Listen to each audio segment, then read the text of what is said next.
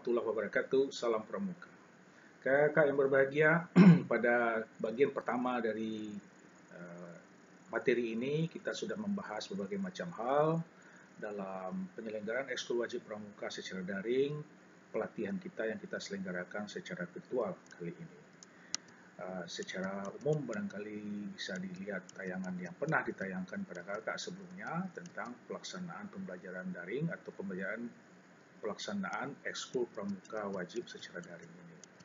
Kakak-kakak yang berbahagia, sebagaimana kita ketahui bahwasanya sekarang itu ruang belajar sudah mulai berubah, ya, dan kita istilahkan dengan pembelajaran atau ruang belajar sinkronus dengan asinkronus.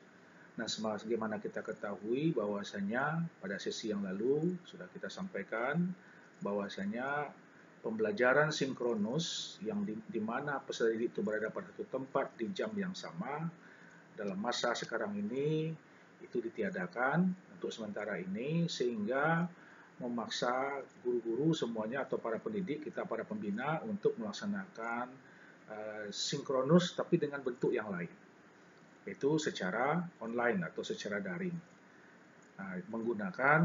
Tentunya ini harus menggunakan aplikasi. Nah, kalau pembelajaran secara daring ini tidak bisa kita laksanakan, tentu kita laksanakan secara daring tapi dengan bentuk yang lain, yaitu asinkronus. Sinkronus yaitu pembelajaran yang dilakukan pada waktu yang berbeda dan di tempat yang berbeda, ya, di mana biasanya siswa atau peserta didik kita, anak-anak pramuka, melaksanakan penugasan-penugasan yang diberikan oleh para pendidik atau para pembinanya.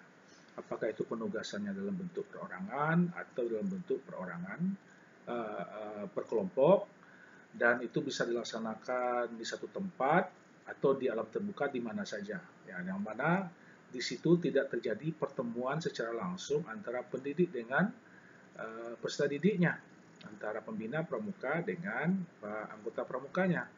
Tapi di sisi lain, kalau dalam bentuk sinkronus itu apabila pertemuan di kelas atau di tempat yang sama di waktu yang sama itu tidak bisa dilaksanakan, maka dilaksanakan dalam bentuk pertemuan video conferencing secara langsung menggunakan aplikasi tertentu. Nah, itu perubahan ruang belajar kita saat ini, dan itu juga berdampak kepada pembelajaran pramuka ekskul wajib, termasuk juga yang pramuka secara reguler. Jadi pembelajaran yang sinkronus bisa menggunakan pertemuan tatap muka di tempat yang berbeda tapi waktu yang sama. Kemudian yang asinkronus yaitu pembelajaran di tempat terpisah, waktu juga terpisah. Nah, itu biasanya melalui tugas-tugas. Nah, tugas-tugas itu bisa melalui perangkat elektronik, bisa melalui surat, dan banyak sebenarnya yang bisa dilakukan untuk penugasan-penugasan itu. Kakak-kakak, nah sekarang kalau kita akan melaksanakan pembelajaran secara daring, termasuk juga ekskul wajib pramuka, nah tentunya ada prasyarat bagaimana pembelajaran daring tersebut bisa kita selenggarakan dengan sebaik-baiknya. Setidak-tidaknya saya mencatat ada 5 prasyarat yang perlu dipenuhi menjadi perhatian kita untuk pelaksanaan pembelajaran secara daring ini. Yang pertama, kalau kita menggunakan satu aplikasi, aplikasi tersebut hendaknya yang murah dan aman, tidak banyak mengeluarkan biaya. Kalau bisa gratis, alhamdulillah. Tapi itu yang menjadi catatan kita yang pertama. Kemudian konten dan materi yang berkenaan dengan materi pembelajaran tersebut itu relevan semuanya, disusun secara relevan, disusun secara berurutan. Nah, bagaimana aplikasi tersebut atau pembelajaran daring menggunakan aplikasi tersebut bisa menyusun materi secara berurutan, topik secara berurutan, sesuai dengan katakan rencana persiapan pembelajaran, RPP atau RPP pramuka itu sendiri. Kemudian juga bagaimana penyajiannya dan desainnya itu enak, friendly use, gampang digunakan dan juga enak. Kemudian aktivitas atau kegiatan pembelajarannya bisa diikuti, bisa diikuti terutama oleh peserta didik, karena subjek yang belajar itu adalah peserta didik. Pendidik, pembina dalam hal ini adalah yang mengajar, memberikan instruksi, memberikan tugas-tugas dan sebagainya. Tapi bagaimana aktivitas itu apakah bisa diikuti oleh peserta didik? Itu sangat penting sekali. Sebab subjek yang belajar itu adalah peserta didik. Jadi harus kegiatan yang bisa diikuti dan bisa dilaksanakan oleh mereka. Kemudian juga prasyarat yang tidak kalah pentingnya adalah terstruktur dan tercatat. Nah, bagaimana semua materi tersebut terstruktur dan tercatat. Kehadirannya juga tercatat di situ. Penilaiannya juga harus tercatat di situ. Ya, penyusunan materinya juga terstruktur di situ. Nah, aplikasi mana yang bisa kita gunakan untuk bisa melaksanakan pembelajaran secara daring ekskul wajib pramuka ini kalau kita memperhatikan ke-5 kriteria minimal ini. Kakak yang berbahagia, sebagaimana kita ketahui kalau kita berbicara media seperti aplikasi itu adalah alat bantu. Ya. Alat bantu apalagi di zaman teknologi sekarang ini alat bantu ya tentunya berbasis teknologi informatika. Apapun itu alat bantunya, yang perlu menjadi catatan kita itu adalah tujuan pembelajaran. Jadi tujuan pembelajaran adalah hal yang sangat penting sekali bagi kita. Dalam benak setiap pendidik harus ada tersetting, ya, harus punya setting di kepala kita bagaimana tujuan itu bisa dicapai. Apa itu tujuannya? Itu adalah kompetensi, ya, kemampuan, karakter, ya, pemahaman. Nah, itulah yang merupakan hal yang harus ada di kepala kita, di benak kita masing-masing, bagaimana tujuan ini bisa dicapai. Karena itu merupakan adalah capaian pembelajaran. Sebagaimana tujuan pendidikan pramuka tadi sudah diungkapkan dan juga sebagaimana tujuan pendidikan nasional. Dan berkenaan dengan tujuan tersebut ada materi. Nah, materinya yang berbagai hal. Ya, semua hal itu bisa dijadikan materi. Apa yang ada di alam terbuka, apa yang ada di sekitar peserta didik kita itu bisa dijadikan materi. Persoalannya sekarang bagaimana cara mengolah materi tersebut.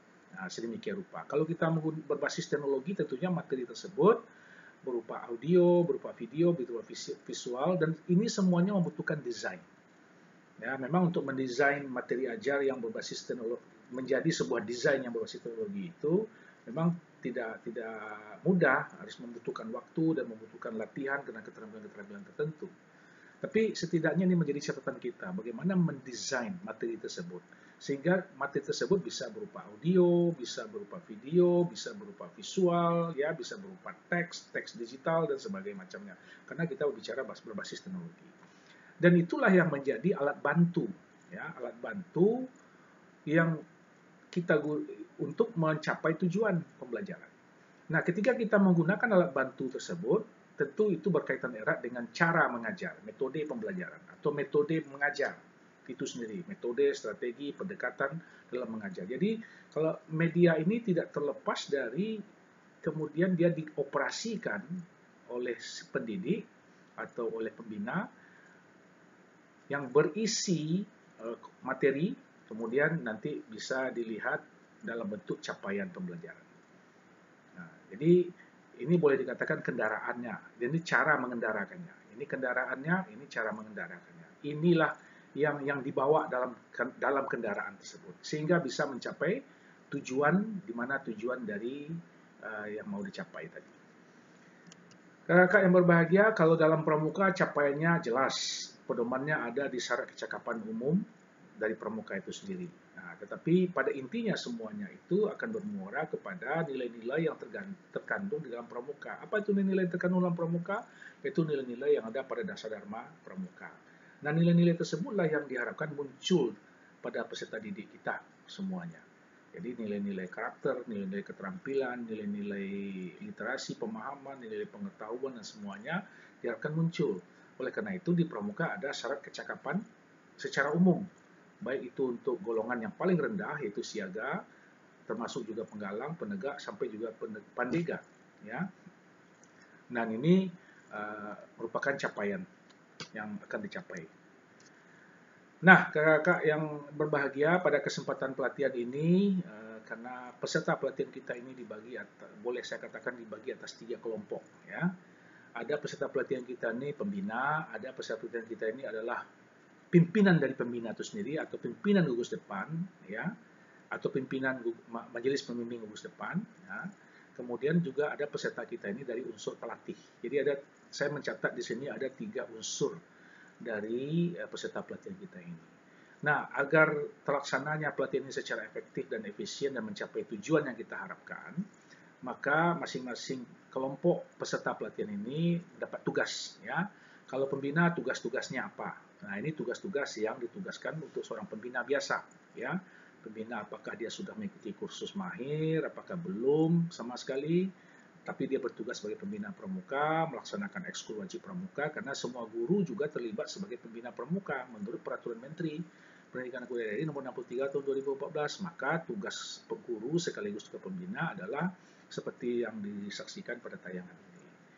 Nah, bagi peserta yang terdiri dari unsur pimpinan, nah, pimpinan dari pembina itu sendiri, yaitu misalnya pimpinan gugus depan, atau pimpinan dari majelis pembimbing gugus depan, kepala sekolah. Nah, ini tugasnya ada, ya. Nah, tugasnya seperti yang disaksikan pada tayangan ini.